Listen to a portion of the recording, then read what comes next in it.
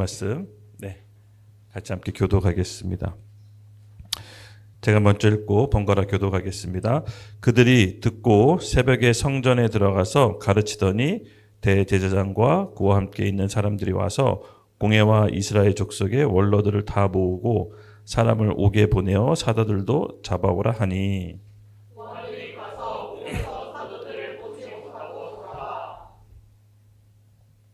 이르되 우리가 보니 옥은 든든하게 잠기고 지키는 사람이 문에 서 있으되 문을 열고 본즉 그 안에는 한 사람도 없더이다 하니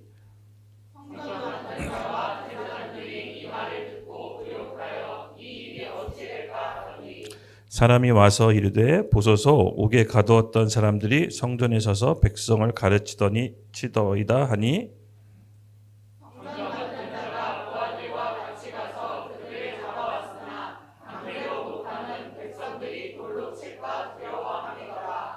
그들을 끌어다가 공회 앞에 세우니 대제사장이 물어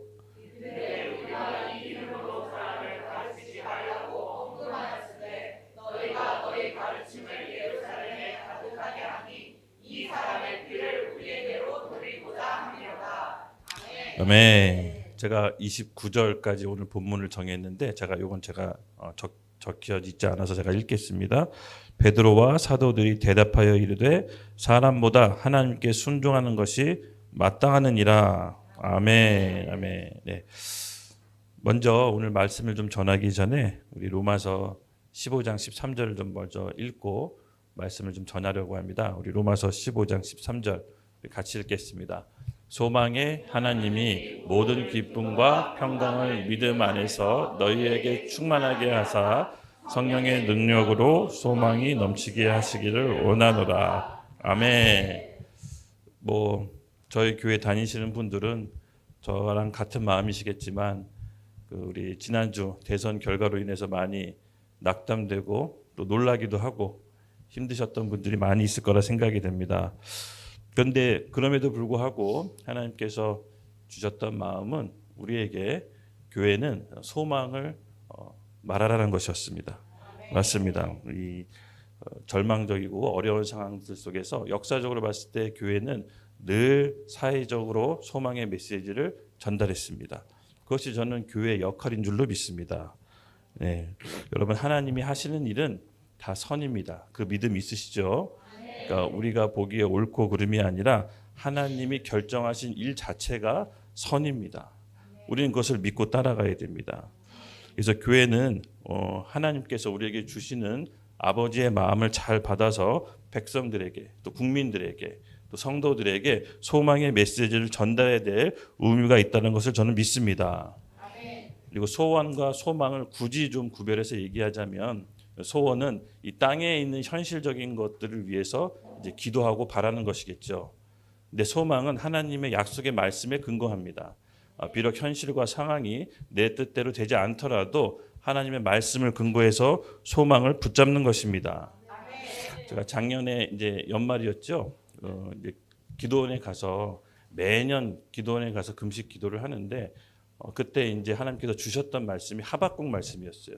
그때 당시 주셨던 말씀이 좀 생뚱맞고 이게 무슨 말씀이지 하는 생각이 들었는데 요새 우리나라 상황이 흘러가는 거 보고 좀 이해되기 시작했습니다. 우리 하박국 말씀 3장 2절 같이 함께 읽겠습니다. 시작.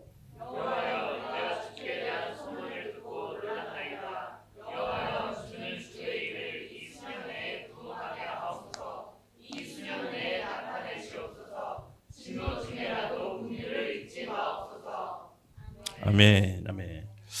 작년에 이제 금식 기도하고 하나님께서 불현듯 이 말씀을 주셨는데요. 이 말씀 받았을 때는 부흥은 내가 태어나기 전에 역사책에서만 한국 교회가 부흥이 있었다고 봤는데 부흥이 또 우리나라에 있을까? 그런 마음이 좀 있었습니다. 근데 주께 대한 소문이 듣고 놀라나이다. 여호와여 주의 일은 이 수년 내에 부흥하게 하소서. 이 말씀이 저한테 이 마음에 탁 들어오는 겁니다. 그리고 진노 중에라도 긍휼을 잊지 말아 주시옵소서. 이 하박국 선지자의 고백을 통해서 하박국을 좀 살펴봤더니 이 하박국의 당시 상황이 이런 고백이 나올 수밖에 없는 국가의 상황이었습니다. 아시다시피 하박국은요, 우리 남유다가 멸망해서 바벨론에 의해서 멸망하기 직전에 하나님 아버지의 마음을 전했습니다. 그때 당시 남유다의 상황이 어땠냐면요, 부패했습니다. 악한 통치자 여호와김이 들어서서 부정부패하고 또 공의로운 재판이 이루어지지 않았습니다. 거기에 대해서 하박국이 하나님께 호소하는 것이었습니다. 하나님, 어떻게 이렇게 악인이 득세하고 의인이 고통받는데 언제까지 지켜보시렵니까? 도대체 언제까지 이 상황을 지켜보시렵니까? 이 하박국 선지자의 호소로부터 이 내용이 시작됩니다. 그때 하나님의 대답이 놀라웠습니다. 하박국 2장 4절에 보면 오직 의인은 믿음으로 말미암아 살리라. 이 하박국 선지자는 이스라엘 백성이 도탄에 빠지고 악한 지도자에 의해서 힘들 때 이 하나님의 대답을 듣고 다시 소망을 얻기 시작합니다. 그것이 무엇입니까? 믿음으로 사는 사람이 누군지 보겠다는 겁니다. 어려운 상황, 그 힘든 과정을 통해서 하나님은 오직 믿음으로 사는 의인들을 찾고자 하는 겁니다.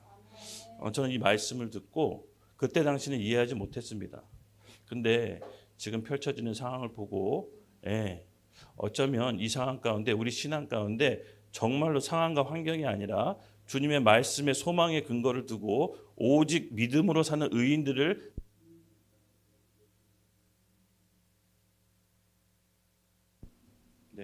배터리가 없는데요. 배터리를 있는 마이크 하나.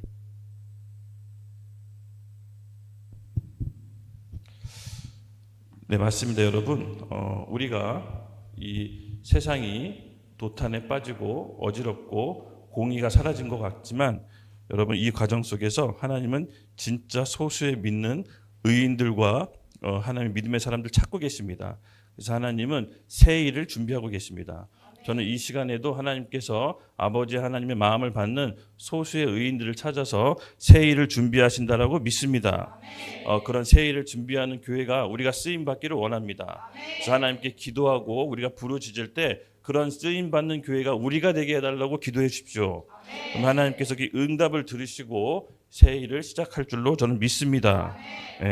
오늘 우리는 악의 패턴이라는 주제로 악이 어떤 패턴으로 우리 개인에게 역사하고 또 국가에게 역사하는지 그것을 좀 살펴보려고 합니다. 지난 시간 잠깐 살펴볼 텐데요. 영의 속성이 있다라고 했습니다. 그렇죠? 영의 첫 번째 속성이 바로 영은 한 곳에 속해 있다면 다른 한쪽으로 빠져나가기 위해선 대가를 지불해야 된다고 했습니다. 즉 영은 둘 다 속해 있을 수가 없고 둘 다 속하지 않을 수가 없습니다. 즉 한쪽에 속해 있다면 다른 한쪽에 속할 수 없기 때문에 누군가는 그에 상응하는 대가를 지불해야 영적 상태에서 벗어나올 수 있다라고 했습니다. 간략하게 이게 첫 번째 속성이었고요. 두 번째 속성은 또 있었습니다. 두 번째 속성이 무엇일까요?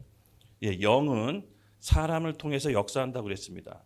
즉 영적인 실체는 이빨 으르렁 드러내놓고 우리를 공격하는 게 아니라 사람을 통해서 대리 통치한다고 했습니다. 지난 시간 본문을 통해서 우리가 살펴봤지만 대제사장과 사두개인이 악한 영이 그들을 사용해서 통치합니다. 악한 영이 활동합니다. 그렇죠? 그럼 성령께서는 누구를 통해서 역사했을까요? 베드로와 사도들을 통해서 하나님의 역사를 이어갑니다. 즉 영은요 어떻게 보면 사람을 통해 대리 통치합니다. 즉 누가 성령께 쓰임 받는지, 누가 악령에게 쓰임 받는지는 우리의 마음의 상태에 따라 달라진다고 했습니다. 그렇죠? 그래서 우리가 지난 시간 여기까지 살펴봤습니다. 영은 사람을 통해서 역사한다는 것입니다. 맞습니다. 오늘은 이 조금 더 살펴보겠습니다. 같이 제목을 함께 읽겠습니다. 시작. 악의 패턴. 부제는 악인의 꾀, 죄인의 길, 오만한 자의 자리입니다. 악은 악이 역사하는 패턴이 있습니다. 지난 시간 역의 속성을 살펴봤지만 오늘도 계속 이어가겠습니다. 여러분, 악이 어떻게 역사하고 누굴 위해서 누구에게 가장 많이 일하는지를 오늘 그것을 점검하시고 우리 안에 악한 영이 역사하지 않도록 우리가 미연에 하나님 안에서 방지하는 것이 가장 필요합니다. 그래서 이것을 혼자 할 수 없기 때문에 공동체가 필요한 것입니다. 악은 패턴이 있습니다. 창세기 때 아담과 하와를 미혹시켜서 넘어뜨렸듯이 오늘날 똑같은 방법으로 우리 성도들을 미혹해서 넘어뜨립니다. 그래서 이 악의 패턴을 안다면 우리가 어느 정도 악의 굴레에서 준비할 수가 있는 것입니다. 그런 차원에서 오늘 본문 말씀을 함께 읽겠습니다. 21절, 22절 말씀 시작.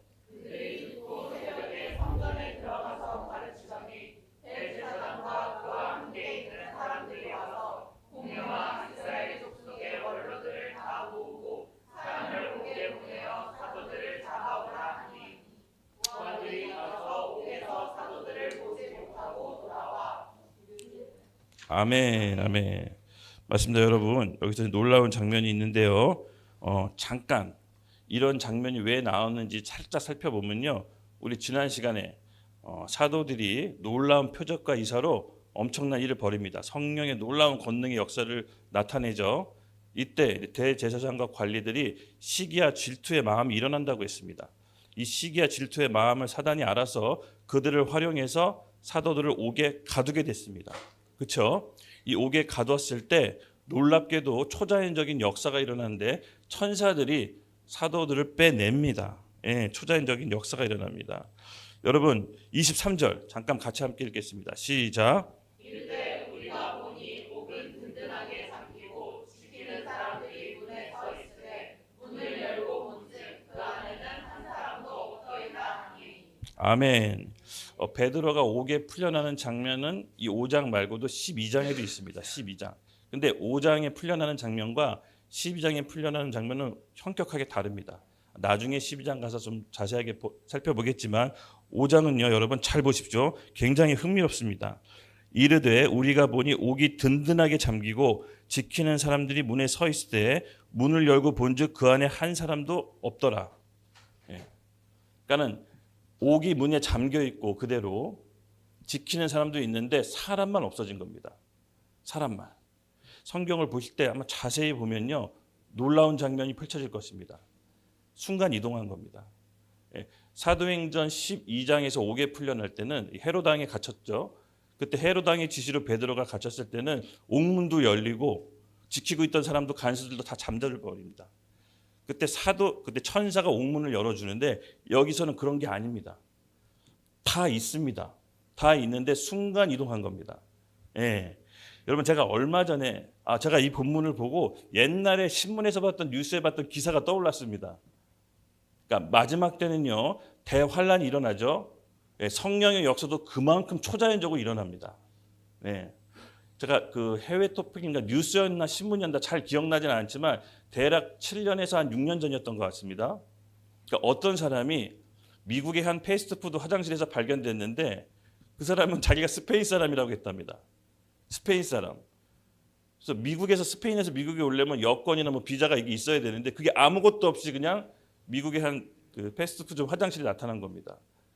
그래서 스페인 대사관으로 갔는데 실제로 이 사람 뭐 준비도 없이 그냥 온 겁니다. 예. 순간 이동한 겁니다. 예. 근데 여러분 순간 이동했다는 게 핍박 상황이었는데 놀랍게도 몇 차례 있습니다.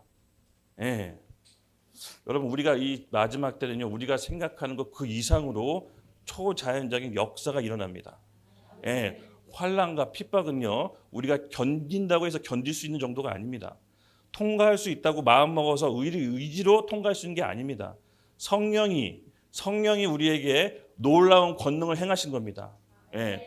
여러분 마지막 때는요 잘 믿음이 없으면 그냥 제가 좀 권고할게요. 그냥 교회에 붙어 계세요. 잘 모르면 그냥 붙어 계시면 그나마 살 수 있을 겁니다. 예. 왜냐하면 마지막 때는 믿음을 지킬 수 있는 정도의 환난이 아닙니다. 예. 어떤 분이 그렇게 얘기하시더라고요.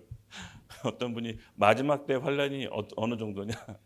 저도 참 재밌어서 그냥 말씀해 드리는데 치킨을 튀기는 그 튀김의 아픔이라고 합니다. 기름에. 그래서 기름에 손가락 엄청 뜨겁더라고요. 이거 어떻게 매일 이렇게 견디냐 그랬더니 이 정도의 환난을 과연 누가 통과할 수 있겠냐고 합니다. 예, 맞습니다, 여러분. 우리 의지로, 우리 믿음으로 통과할 수 있는 정도가 아닙니다. 성령의 충만함이 있어야 됩니다. 즉 성령이 우리를 돕지 않으면 통과할 수가 없는 것입니다. 맞습니다. 이런 정황으로 봤을 때 여러분 마지막 때는 우리가 성령의 늦은 비를 구해야 됩니다. 지금 성령께서 부어주시고 계십니다. 저는 우리가 이 마지막 때를 이미 들어갔다라고 봅니다. 그리고 이 마지막 때 약속한 성령을 우리 가운데 부어주실 겁니다. 오늘 찬양에서도 나왔죠. 청년들은 환상을 보고 아비들은 꿈을 꾼다고 했습니다. 예, 마지막 때 요엘 선지자가 말한 늦은 비 성령이 교회에 부어지는 때라고 믿습니다. 예, 근데 여기 21절, 22절에 보면요, 여러분 잘 보시면요, 사단의 조직 체계가 있습니다.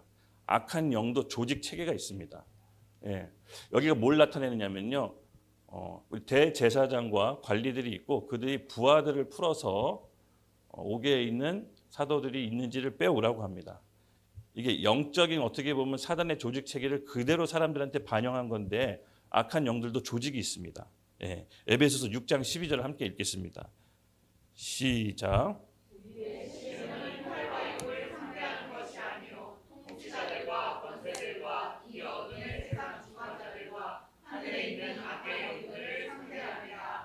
아멘, 아멘.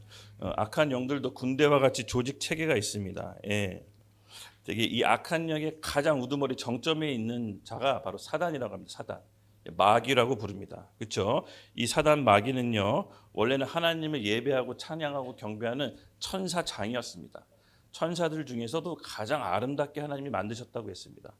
근데 그가 하늘에 반역을 일으켜서 그에 따르는 천사들을 데리고 땅으로 쫓겨났다고 했습니다. 그 땅으로 쫓겨난 그 천사들이 귀신이 된 거죠. 예, 어떤 우리 옛날에 베레와 학당인가 이 김기동 목사님이 했던 그 귀신 눈에 따르면은 사람의 혼령이 천국에 가지 못해서 공중에 떠도는 게 귀신이라고 합니다. 이건 잘못된 가르침입니다. 사람은 죽으면요 영이 음부에 들어가게 됩니다. 예. 그렇기 때문에 이 혼령은요 귀신, 그 천사의 졸개들입니다. 악한 영의 졸개들. 이 조직 체계가 있는 것입니다. 여러분 잘 보시면요 사단의 활동을 보시면요 질서 정연하게 조직 체계를 갖추고 사람을 공격합니다. 예, 이것은 우리가 더 뭐 이렇게 깊게 연구할 필요는 없지만 오늘 제가 간단하게 이제 설명드리는 겁니다. 귀신의 특징, 예, 무소부재한 존재가 아닙니다. 하나님처럼 동시대 어느 곳에 다 있지 않습니다. 예, 이들은 자신의 졸개를 사용해서 지역마다 자신의 졸개를 풀어서 활동합니다. 예, 그래서 무소불위한 존재는 오직 하나님만 있습니다. 그는 본인들의 조직을 사용해서요 사람들을 공격합니다. 예, 공격합니다. 제가 이 성경 구절을 일일이 나열해서 다 넣으려다가 시간이 너무 오래 걸 것 같아서 나중에 제가 이거를 원하시는 분들 따로 드리겠습니다. 성경 구절을. 예, 요에서 요한계시록에 다 나와 있습니다. 제가 지금 말하는 사단의 조직 체계들 에스겔서에도 나와 있고요. 예, 그래서 이 악이 어떤 패턴으로 일어나냐? 악한 영이 이 귀신들이 졸개를 사용해서 일한다고 했죠. 예, 첫 번째 악의 패턴 24절, 25절 우리 같이 함께 읽겠습니다. 시작. 성전 맡은 자와 제사장들이 이 말을 듣고 의혹하여 이 일이 어찌 될까 하더니 스톱 여기까지만 할게요. 성전 맡은 자와 제사장들이 이 말을 듣고 의혹하여 이 일이 어찌 될까 하더니라고 스스로 굉장히 질문합니다. 예, 사도들이 감옥에서 없어진 걸 알고 지금 멘붕이 온 겁니다. 그렇죠? 도대체 이 일이 어떻게 일어난 거냐라고 얘기합니다. 예, 여러분 대표적으로 악의 패턴은 뭐냐면요. 혼미입니다. 혼미. 악이 일할 때 첫 번째로 사람들에게 혼미케 합니다. 혼미케 해요. 예, 대표적으로는요. 고린도후서 4장 4절에 있습니다. 우리 함께 읽겠습니다. 시작. 그 중에 이 세상 신이 믿지 아니한 자들의 마음을 혼미하게 하여 그리스도의 영광의 복음의 광채가 미치지 못하게 함이니 그리스도는 하나님의 형상이라. 아멘. 이 성경에서 말하는 혼미는요. 세상에서 말하는 멍청한 거는 좀 다릅니다. 이게 또 달라요. 성경에서 말하는 혼미는 세상적으로 봤을 때 똑똑해요. 아주 자기 주관이 있습니다. 그리고 머리로는 다 이해해요. 그 예의 바르고 성품이 좋습니다. 근데 여기서 말하는 성경에서 말하는 혼미는요. 자기 영적 상태만 몰라요. 똑똑하고 예의 바르고 성품이 좋지만 자기 영적 상태가 어떤지를 모르는 게 성경에서 말하는 혼미입니다. 예, 이것이 여러분 사단이 혼미케 하는데 어떻게 혼미케 하냐? 똑똑하고 잘나고 잘생기고 예의 바른데 오직 그리스도 예수를 모르게 해요. 그것만 모르게 해요. 굉장히 특이한 현상입니다. 이것이 바로 성경에서 말하는 혼미입니다. 그래서 겉으로 봐서는 잘 몰라요. 성품이 좋고 예의 바르고 똑똑한데 자기가 어떤 영적인 상태인지를 몰라. 이것이 사단이 주는 혼미케 하는 겁니다. 다시 한번 읽어볼게요. 고린도서 4장 4절. 그 중에 이 세상의 신이 믿지 않은 자들의 마음을 혼미케 해. 예. 그리스도의 영광의 복음의 광채를 비치지 못하게 함이니 다 아는데 예수님이 그리스도라는 것만 몰라요. 그래서 말해보면 똑똑해, 착해, 예의 바른데 자기 상태가 어떤지를 몰라. 이게 성경에서 말하는 혼미입니다. 혼미. 그런데 이 사단이 이 혼미하는 영을 줘서 하나님만 모르게 해요. 예. 그럼 사단이 이 혼미케 하는 걸 어떻게 해주냐? 이 세상 풍조, 사조, 가치관, 철학, 이념을 풀어서 이 세상 신이라고 하죠. 공중의 권세 잡은 자라고도 합니다. 이걸 풀어가지고 다른 거 다 알고 똑똑하고 인생 잘 사는 것 같은데 본인의 상태만 모르게 해. 그래서 이대로 살아도 괜찮다라고 느끼게 해요. 이게 사단의 주요 전략인데 창세기 때부터 지금까지 계속 먹히는 전략입니다. 똑같은 패턴으로 속이고 죽이고 훔치는데도 못 알아들어요. 못 알아들어요. 그래서 이 혼미할 때 이 한자를 살펴보면요, 여러분, 혼자가 무슨 혼자냐면 어두울 혼, 미는 미혹할 미. 그래서 어두워서 미혹당해서 길을 잃은 상태예요.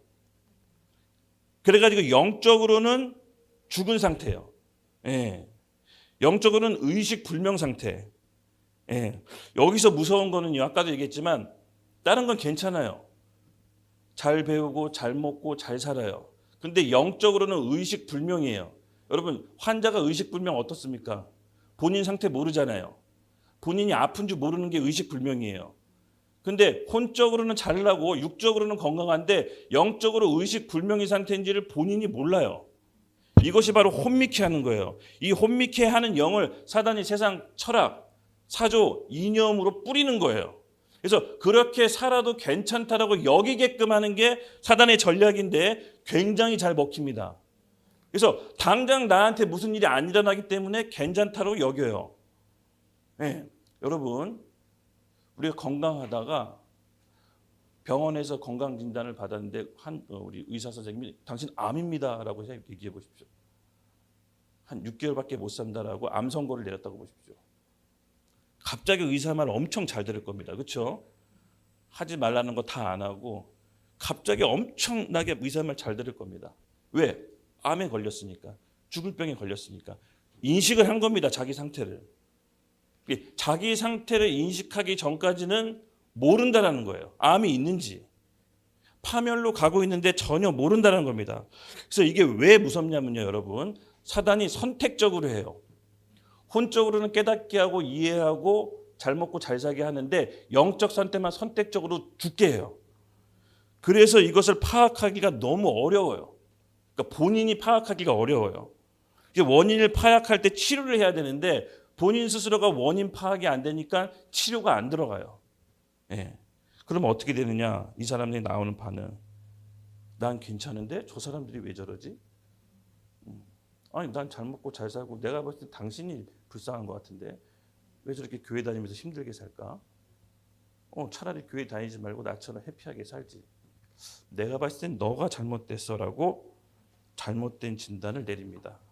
예. 왜 그러냐? 당장 아무 일 없기 때문에. 당장 죽지 않기 때문에.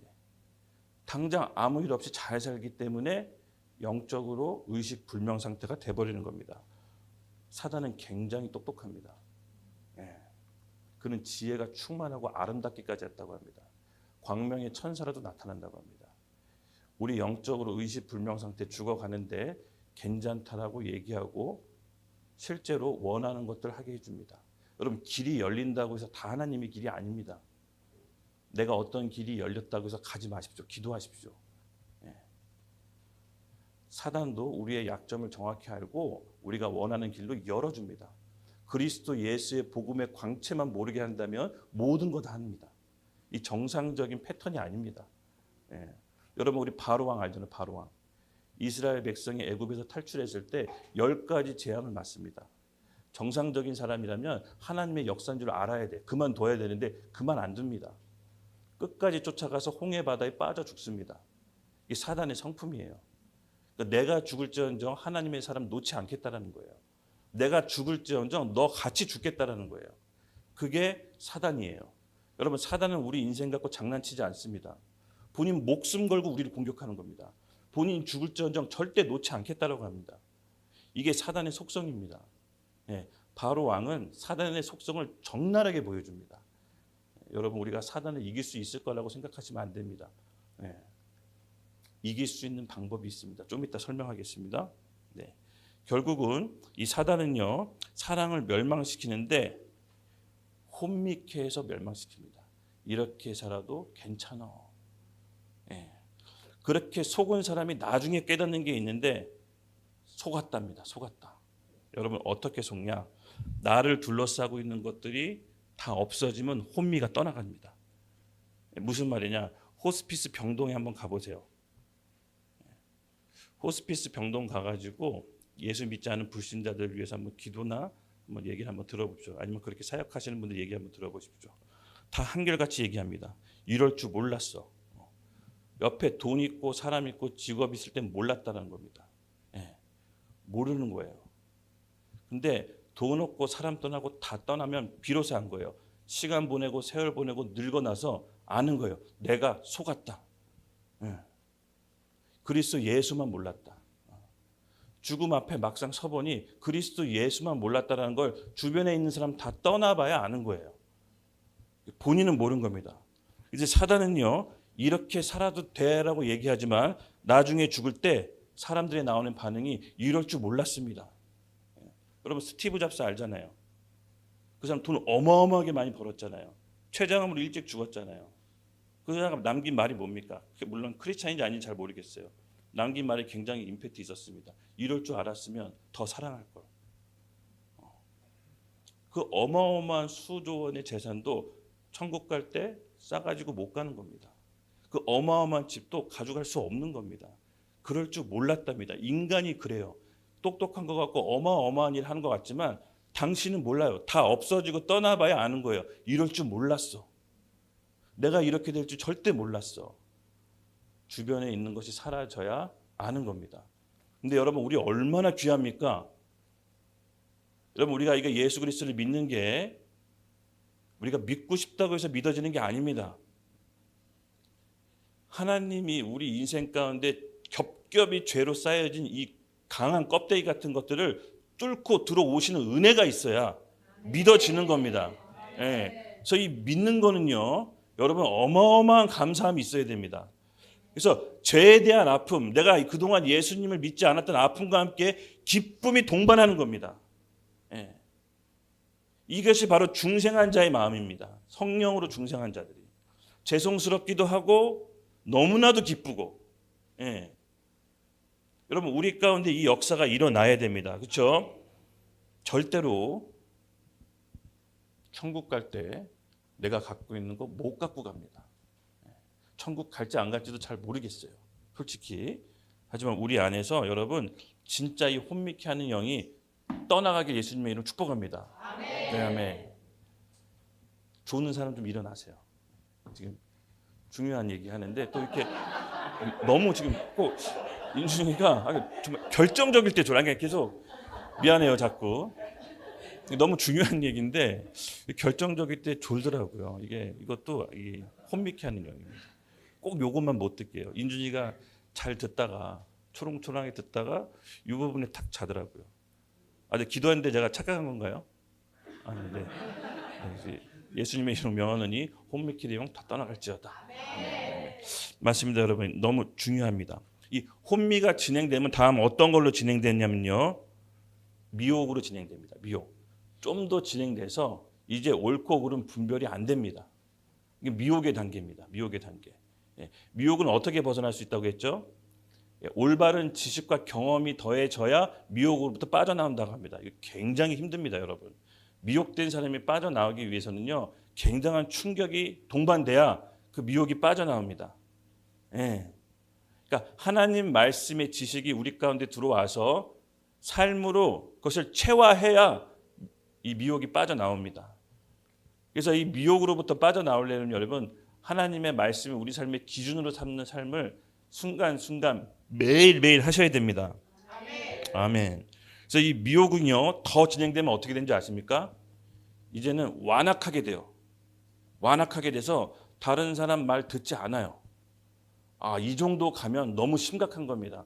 이 정도 가면은 하나님의 초자연적인 역사가 필요합니다. 그러니까 본인 힘으로는 빠져나올 수 없어요. 그러니까 미혹과 혼미와 미혹은 어느 정도 본인 선택에 의해서 선택한 게 있어요. 그러니까 알지만 하나님께서 혼미와 미혹 단계에는 우리 인생 가운데 사람들을 보내줘요. 빠져나올 수 있도록 기회를 주세요. 친구 보내고 상황 어렵게 만들고 고난도 허락하셔서 혼미와 미혹 상태에서 빠져나가게끔 하는데 그때마다 빠져나올 때마다 다시 본인의 선택으로 미혹당하거나 혼미로 가면은 그 다음부터 어떻게 되냐면 완악해집니다. 이게 정말 심각한 겁니다, 여러분. 완악해지면요 되돌리기 너무 어렵습니다. 이 완악이 왜 무서운 거냐면요, 하나님이 공의로 심판하겠다는 뜻이에요. 사람이 마음이 완악해지면요 하나님의 심판이 들어간 걸로 보시면 돼요. 여러분, 하나님이 사람의 마음을 완악하게 해서 돌이키지 않게 하세요. 하나님도 그렇게 하세요. 네. 하나님이 심판을 작정하시면요 개인이든 국가든 완악하게 만들어서 돌이키지 않게 해요.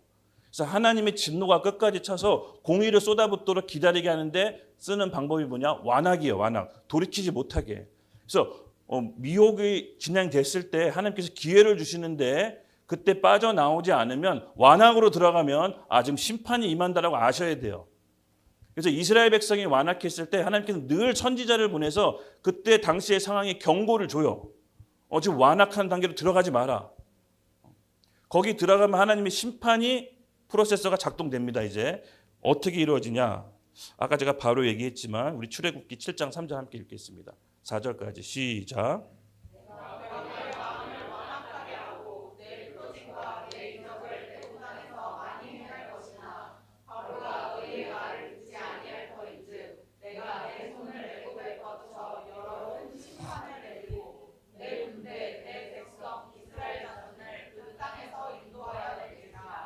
아멘.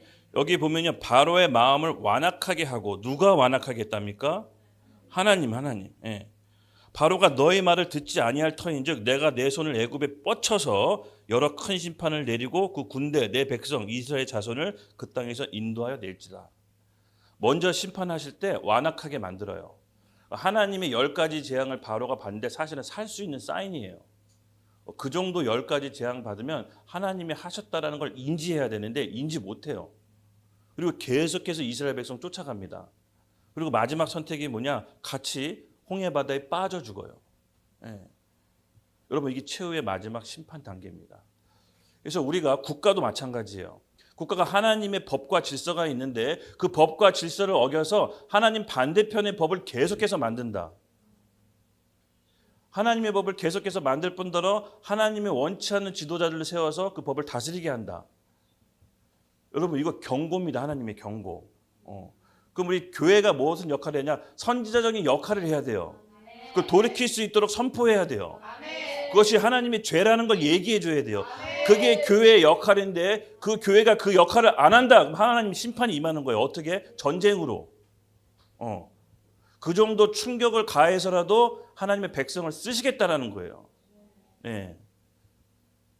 여러분, 우리 개인적인 상태도 하나님께 죄악을 통해 심판받지만 국가도 국가의 죄악으로 인해 하나님의 심판을 받습니다. 이것은 성경의 구약의 역사고 선지자를 통해서 우리에게 가르쳐주는 가르침입니다. 악법이 계속 만들어지고 있습니다. 간통죄를 간통죄로 이젠 더 이상 죄로 치지 않습니다. 어떤 일이 벌어지는지 아십니까? 결혼한 부부가 카페나 이런 데서 서로 남자친구, 여자친구를 따로 둔답니다. 간통은 죄가 아닙니다. 여러분, 하나님의 법의 반대편에 섰습니다. 그렇죠? 낙태가 죄가 아니라고 했습니다. 여러분, 결혼한 부부들이 낙태가 더 많습니다. 그거 아십니까? 보건복지부 자료 인터넷 치시면 나옵니다. 미혼, 그러니까는 결혼 전 동거로 인해서 낙태된 숫자보다 결혼한 부부들이 낙태가 더 많습니다. 왜?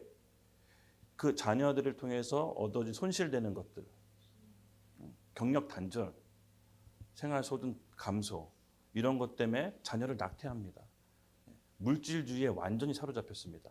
그러니까 내 자식을 죽일지언정 내가 가난하게 사는 건 원치 않는 이 세대의 풍조가 그렇게 나타나는 겁니다. 교회는 여기에 대해서 함구해서는 안 됩니다. 왜냐하면 예수님께도 태아로 이 땅에 오셨습니다. 하나님께서 일부러 그 과정을 다 거치게 하시는 겁니다. 그런데 우리가 교회에서 함구한다. 좀 정치 얘기하는 거 아닙니다.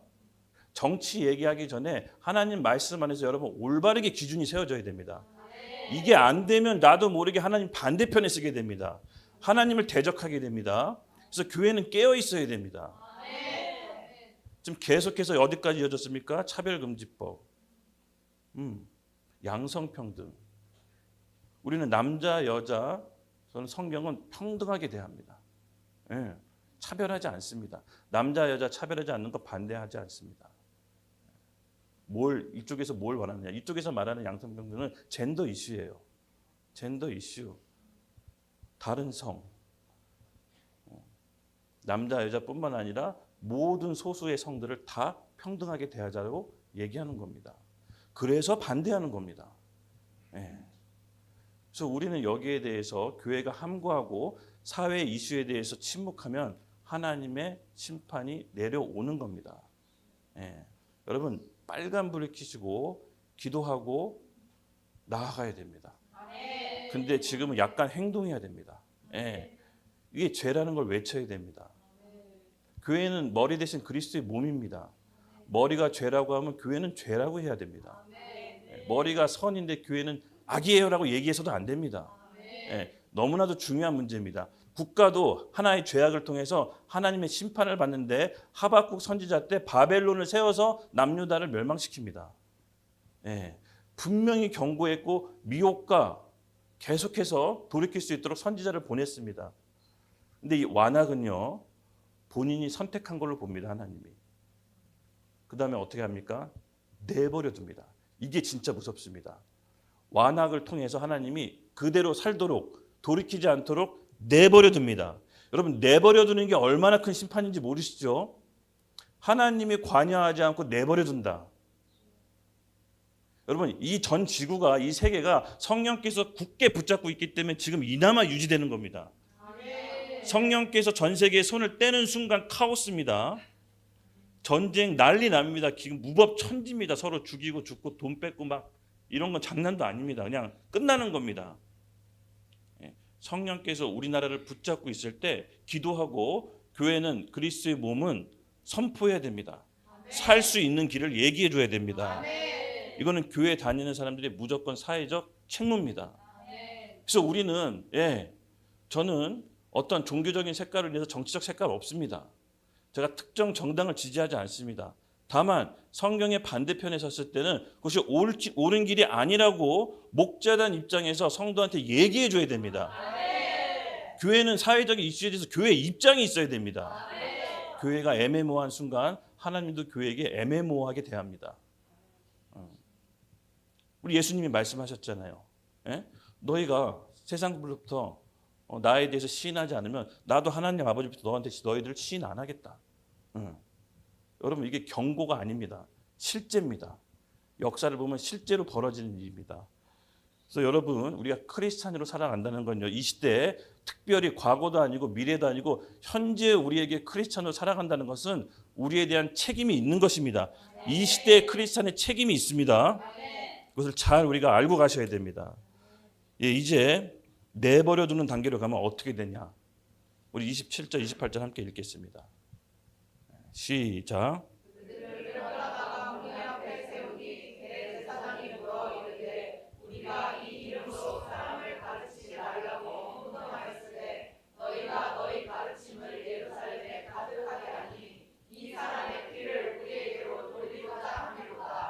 아멘.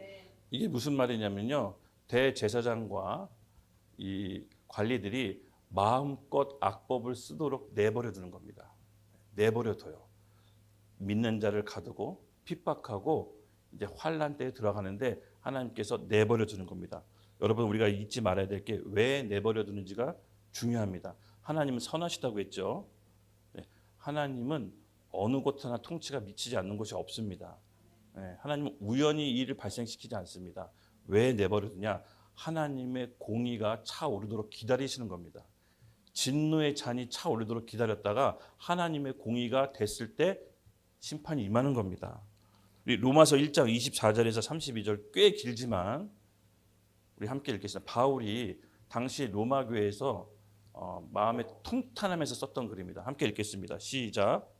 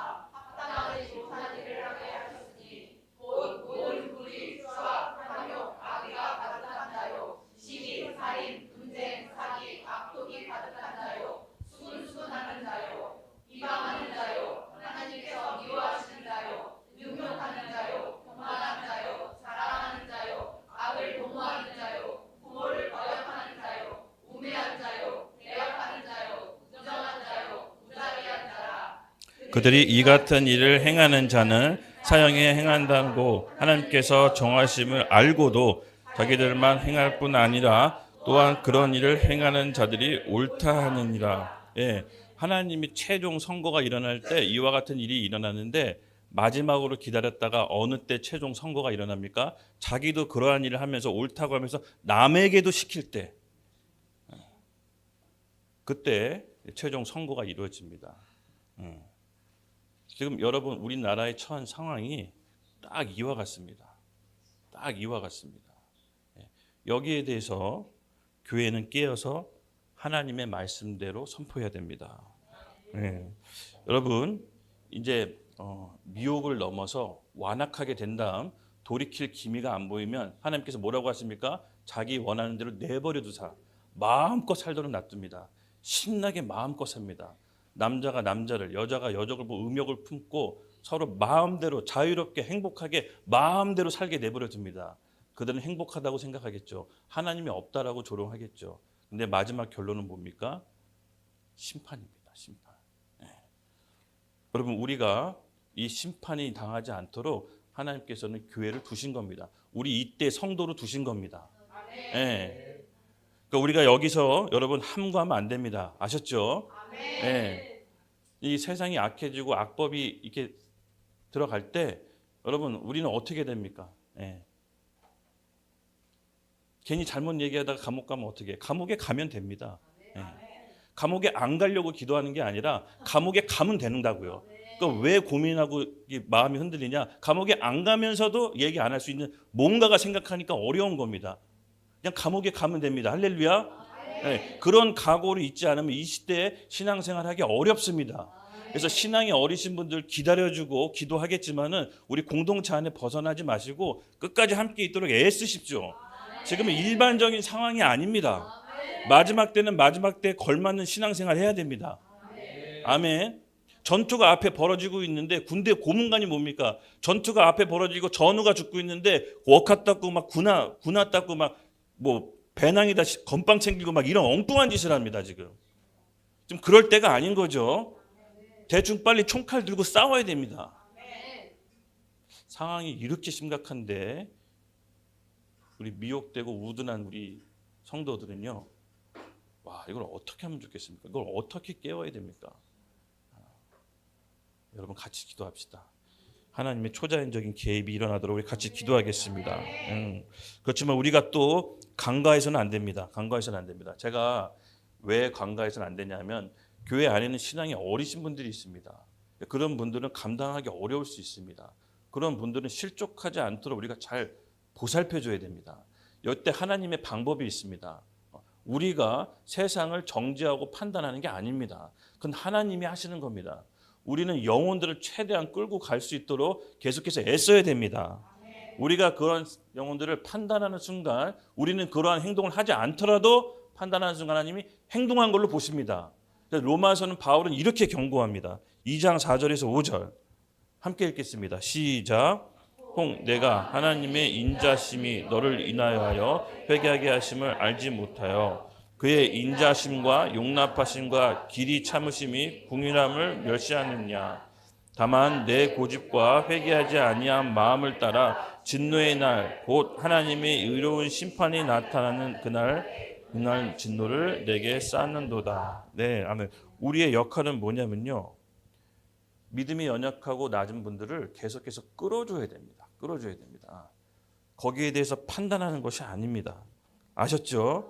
예, 우리가 구원받은 건 하나님의 오래 참 가운데 은혜로 구원받은 거지 우리가 잘나서 구원받은 게 아닙니다. 또 구원받았다고 해서 내 안에 어떤 신념이 있다고 해서 함부로 그 신념을 들이대서 사람을 죽여서는 안 됩니다. 실족하게 하면 연자맷돌 쥐고 차라리 바다에 들어가라고 했습니다. 그게 낫다. 그러니까 우리가 실수해서는 안 됩니다. 그래서 우리가 이 안에 어떻게든 궁일한 마음으로 이 공동체 안에 함께 끌고 가자는 마음이 있되 판단과 심판은 하나님께 맡겨야 됩니다. 하나님이 화끈하게 하실 겁니다. 우리가 심판자가 되어서 그 피를 우리에게 돌려서는 안 된다고 얘기합니다. 우리 10절, 29절 함께 읽겠습니다. 네. 사도행전 29절. 네. 제가 읽을게요. 제가 아까 빠뜨렸다고 했죠. 베드로와 사도들이 대답하여 이르되 사람보다 하나님께 순종하는 것이 마땅하느니라. 아멘. 예, 베드로는 정확히 알고 있습니다. 예, 베드로는 본인의 사명을 다했습니다. 본인이 감옥 가고 문책 받는 거 본인이 하나님의 사명을 해야 된다는 걸 믿지만 누구에게 순종합니까? 하나님께. 예. 여러분 잘 보세요. 베드로의 설교로 3,000명이 회심합니다. 두 번째 설교로 5,000명이 회심합니다. 성전 미문에 안증뱅이 세웠죠. 베드로가 나타났다는 소리에 사람들이 수많은 군중이 모여서 그의 그림자라도 밟으려고 애씁니다. 여러분 베드로를 따르고 추종하는 사람들은요 대제사장과 서기관들보다 훨씬 많았습니다. 베드로가 조금만 마음을 달리 먹고 혁명 일으켰으면 혁명이 되는 겁니다. 베드로가 조금만 마음을 다른 데 먹고 안 되겠다 들러 엎자 이놈의 그지 같은 나라 하면서 일으켰으면 수많은 군중이 혁명을 일으킬 만한 힘과 사람들이 있었던 겁니다. 이게 성경을 가만히 보면 그런가 보다 하는데 그게 아닙니다. 수많은 추종자들 때문에 두렵다고 했습니다. 여기 보면 두려워서 함부로 못한다고 했습니다. 그렇죠? 이게 엄청난 권세가 능력이 있었던 겁니다. 근데 베드로는 그냥 그대로 심판을 받습니다. 심판을 받고 나는 주님의 뜻에 따라 순종한다고 합니다. 우리가 해야 될 게 바로 이 베드로의 모습입니다. 예, 베드로는 더 이상 옛날의 쫄장부가 아닙니다. 주님이 붙잡혀서 도망치는 사람이 아니라 본인은 주님 따라 십자가의 길을 걷기로 작정한 사람입니다. 본인의 힘을 남용하지 않습니다. 본인의 권력도 남용하지 않습니다. 어린 양처럼 주님께 쫓아갑니다. 그리고 심판을 누구에게 맡기죠? 하나님께. 하나님께 순종하는 것이 마땅하다라고 해서 재판을 피하지 않고 다시 옥에 갇힙니다. 다시 붙잡힙니다, 여러분. 이것이 그리스도인들이 해야 될 십자가의 길입니다. 예, 우리가 들러 엎어서 정부를 엎는 게 아닙니다. 마음에 들지 않는 통치자를 만났다고 해서 그 사람을 들러 엎는 게 아닙니다. 예, 하나님이 세우신 이유가 있고 우리는 그 하나님 앞에서 무엇을 고쳐야 되는지 스스로 정화작용에 들어가야 됩니다. 그러면 하나님께서 진노의 잔을 쌓고 계시는 겁니다. 하나님의 공의는 결코 그냥 넘기시지 않습니다. 하나님은 거룩하셔서 죄와 섞일래야 섞일 수가 없습니다. 하나님이 아무 일 않는다고 해서 여러분 너무 슬퍼하거나 억울해하지 마십시오. 하박국 선지자가 그거 알고 깜짝 놀라는 겁니다. 아니 왜 악인들은 이렇게 득세하고 잘 사는데 우리 같은 의인이 왜 이렇게 힘들게 삽니까? 호소합니다. 그때 하나님의 대답이 뭐라고 했죠? 오직 의인은 믿음으로 살리라. 너희가 자칭 의인이라면 믿음으로 견뎌라. 심판은 내가 하겠다라고 합니다. 우리 2장 1절 함께 읽겠습니다. 시작. 그러므로 남을 판단하는 사람아 누구를 막론하고 내가 핑계하지 못할 것은 남을 판단하는 것으로 내가 너를 정죄함이니 판단하는 내가 같은 일을 행합니다. 아멘. 근데 바울이 이렇게 또 한 번 경고를 하는 겁니다. 맞습니다, 여러분. 우리는 베드로의 십자가의 길로 갑니다. 이 악의 패턴은요. 우리를 미혹하고 완악하게 해서 내버려 둔 길로 가지만 하나님의 사람들은요. 십자가의 길로 갑니다. 그래서 시편 기자는요. 명확하게 의인의 길과 악인의 길을 나눕니다. 명확하게 나눕니다. 여러분 우리가 시편 말씀을 읽고 지금 어느 편에 서 있는지 한번 스스로 점검해 봅시다. 같이 읽겠습니다. 시작.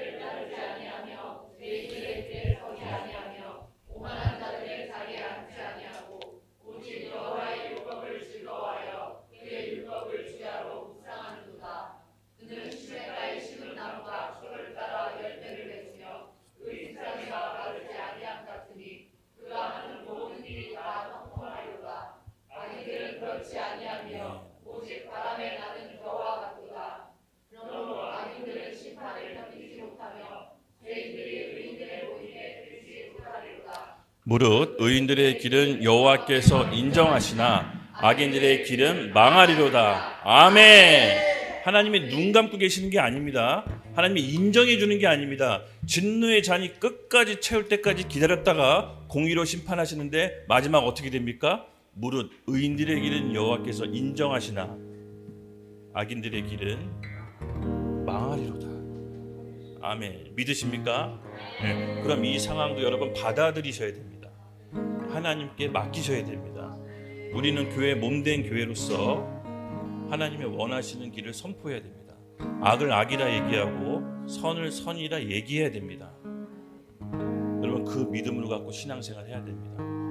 지금은 비범한 때입니다. 이제는 내가 가지고 있는 신앙을 내 입술로 고백하지 않으면 안 될 때로 점점 돌입하고 있습니다. 제가 여러분을 협박하려고 하는 게 아닙니다. 실제로 이런 일이 펼쳐지고 있습니다. 그래서 우리가 오늘 이 밤 우리 개인적으로 혼미에 있다면 여러분 돌이키셔야 됩니다. 돌이키시고 내가 어느 부분에 미혹되어 있다면 성령 하나님 말씀으로 조명해 주셔서 그 말씀으로 내가 되돌아오게 하여 주시옵소서. 되돌아오게 하여 주시옵소서라도 기도하셔야 됩니다. 그리고 우리 국가를 위해, 나라와 민족을 위해 기도합시다. 하나님께서 일을 하고 계십니다. 아무 일 하고 계시지 않는 것이 아니라 하나님께서 일을 하고 계십니다. 우리 주님의 선하심을 믿고 그 믿음으로 주여 한번 외치고 기도하면서 이 시간 마무리하겠습니다. 주 아버지 하나님, 우리도 하나님 말씀에 벗어나서 혼미케 하는 영이 있다면 오늘 이 시간 모든 혼미의 영을 걷어내게 하여 주시옵소서. 나자렛 예수 그리스도를 명하노니 모든 혼미의 영과 미혹의 영은 떠나갈지어다. 떠나갈지어다. 성령 하나님 우리 가운데 오셔서 말씀으로 조명하여 주시고 우리 삶에 계시로 임하셔서 말씀의 기준 삼게 하여 주시옵소서. 우리 안에 있는 혼미한 영, 사단의 모든 거짓으로부터 감춰진 모든 것들 예수의 보혈로 깨끗이 씻김받게 하여 주시옵소서. 예수의 보혈로 깨끗이 씻김받게 하여 주시옵소서. 모든 혼미한 것들 나사렛 예수 그리스도의 명하노니 지금 이 시간 모두 떠나갈지어다. 감사합니다. 감사합니다 주님. 우리 교회를 사랑하시고 또 여기 있는 모든 영혼들을 사랑하셔서 하나님의 오직 의인은 믿음으로 말미암아 살리라는 말씀이 우리 가운데 심겨지게 하여 주시옵소서. 하나님이 택하신 자들 한 명도 남김없이 아버지 하나님 모두 다 하나님 나라에 들어갈 수 있도록 주여 이끌어 주시옵소서. 감사합니다. 예수님의 이름으로 기도드렸습니다.